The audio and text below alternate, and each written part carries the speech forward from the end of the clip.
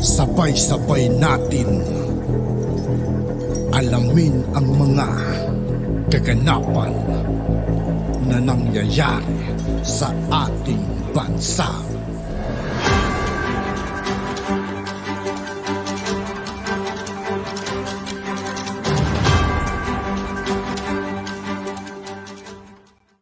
Yo, what's up mga kaibigan? This is I2K po again. Ngayon nandito ulit tayo sa channel ni Banat Camartes TV. Dito ulit tayo magbibigay ng komento at reaksyon. Kaya samahan nyo ko guys.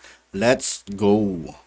Ito ang balitang viral ngayon sa mundo ng social media na absuelto man sa kaso ng illegal na droga, dating Senador Laila de Lima hindi pa rin makakalaya. Pero bago ang lahat mga kamarites, Sa lahat ng hindi pa nakasubscribe mga kaibigan kay Banat Camartes TV, mag-subscribe na po tayo at huwag nyo rin pong kalimutan mag-subscribe dito sa aking channel.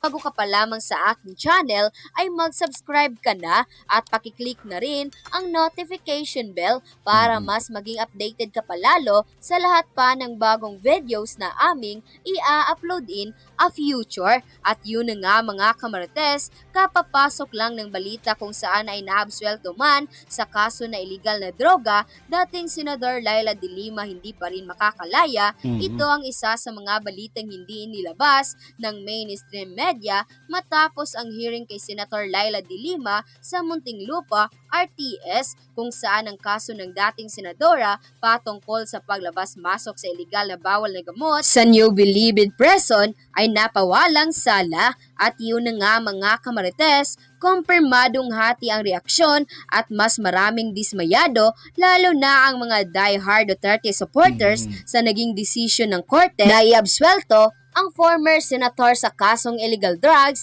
na noong panahon pa ng dating Pangulong si PRRD ay mainit itong tinutukan dahil marami daw ang mga taong nagpapatunay, lalo na ang mga inmates sa New Bilibid Prison, na hindi lamang bawal na gamot ang labas-masok sa nasabing kulungan, kundi maging ang sako-sakong pera na ginamit na Grabe nung panahon ni De Lima sa kulungan halos labas-pasok yung mga kung ano-anong mga binebenta ron.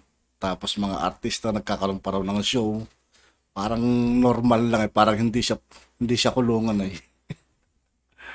ng nasabing senadora sa kanyang pagkandidato sa pagka-senador. Naging matagumpay man daw ang pagdinig sa Muntinlupang RTS patungkol sa drug case ng nasabing senador. Kinumpirma ng mga dating gabinete ni dating PRRD hindi pa rin makakalaya si Laila de Lima dahil isa lamang ang kanyang napagtagumpayang kaso at tula nakapila pa ang mga drug cases laban sa kanya. Hiniling ng kampo ng dating senador na pansamantalang magbayad sila ng piyansa para makalaya ang dating senador, ngunit hindi sila pinagbigyan ng korte at hanggang ngayon ay nakakulong pa rin si Laila de Lima. Ayon pa sa dating senadora, I am of course happy that with the second acquittal and the 3 cases filed against me, my release from more than 6 years of persecution draws nearer. I am extremely grateful to all those who stood by and prayer for me all these years. Dilema sa hiwalay na pahayag,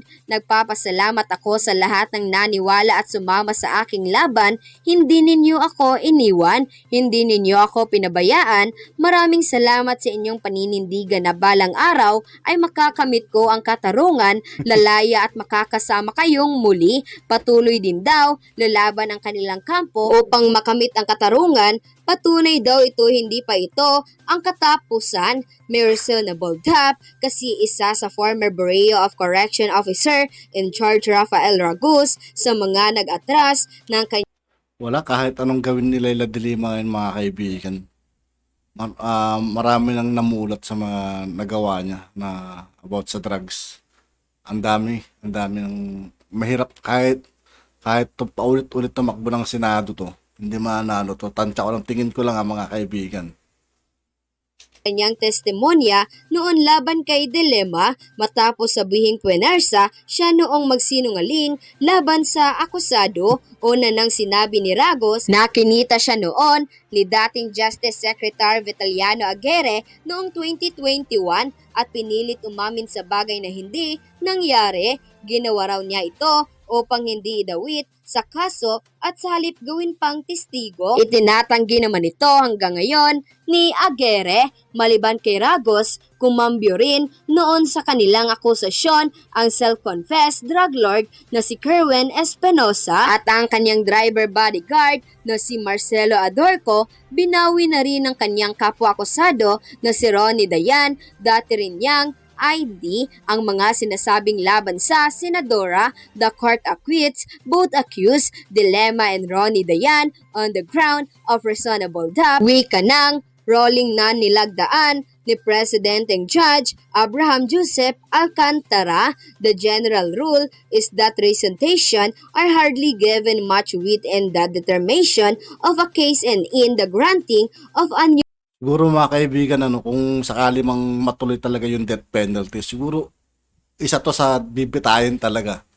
Isa si Dilima sa bibitayin dito. Maniwala kayo sa akin. trial. The rare exception is when there is new evidence sustaining the judgment of conviction other than the testimony of a witness or witnesses who are shown to have made contradictory statements to the material facts under which circumstances the court may be led to a different conclusion. Under the circumstances of this case, the testimony of witness Ragos is necessary to sustain any possible conviction. Without his testimony, the cruel link to establish conspiracy is shrouded with reasonable doubt. Hence, this court is constrained to consider the subsequent retraction of witness Ragos. Ultimately, the retraction created reasonable doubt which warrants the acquittal of both accused. Maliban kay Ragos, hinarap din sa prosecution ang isang intelligent agent na si Jovencio Ablen Jr. na una nang tumistigong nag-deliver ng pera kina Dayan at Dilema. Gayunpaman, si Ragos lang ang may personal na kaalaman kung saan nanggaling ang perang ito. Paliwanag ng abogadong si Filevon Tacardon na patunayang may illegal drug trade sa loob ng bilibid, ngunit tulang na ipakitang positibong ebidensyang may nag-uugnay kay Dilema at Dayan doon. Binanggit din ng hukuman na importante ang naging resentation ni Deputy Director Ragos dahil nung binawi niya itong salaysay ay nawala ng tuluyan ang basihan ng akusasyon sa kanya at nagkaroon ng reasonable doubt laban kay Senator Laila De Lima. Kaya dahil dito, Senator Laila De Lima was acquitted based ani Tacardon. Hopeful pa rin kami na sana manaig ang katarungan, manaig ang katotohanan at siya ay mabigyan kahit pansamantalang laya kahit hinaharap niya ang huling kaso na isinampa sa kanya ng Duterte regime. Kilalang human rights advocate si De Lima at kritiko ng madugong war on drugs ni dating Pangulong Rodrigo Duterte, bagay na pumatay ng libo-libo sa palagay ng ilan pagdiin ito sa kanya noon ng dating administrasyon. 6 na taon nang nakakulong si De Lima para sa mga naturang kaso simula pa noong Pebrero 2017, dahilan para ipanawagan ng maraming grupo pati na ng international community ang kanyang paglaya. At yun na nga mga kamarites, nang lumabas ang balitang ito ay di naman mapigilan ng marami sa ating mga kababayan ang magbigay ng kanilang hinaing at komento sa mundo ng social media. At ayon pa sa kanila, ayon kay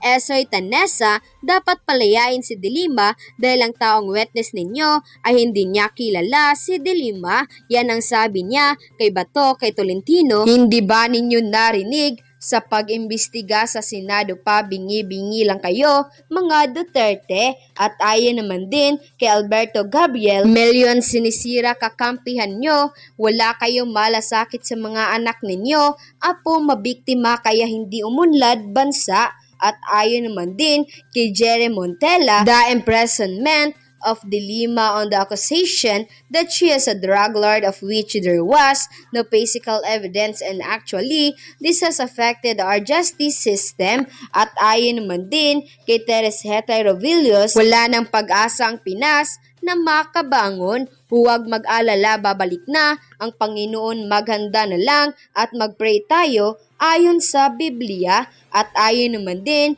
kay Aldo Ray Diaz, even if rejoicing, the truth will prevail, no one escape on karma. And quote, at yun na nga mga kamarites, ano na ang At yun nga po mga kaibigan, dito po nagtatapos ang ating reaction video. Muli ako po si I2K ng Sundalo ng Dunggalo at 811. Maraming salamat sa patuloy na pagsuporta. Yeah, peace out.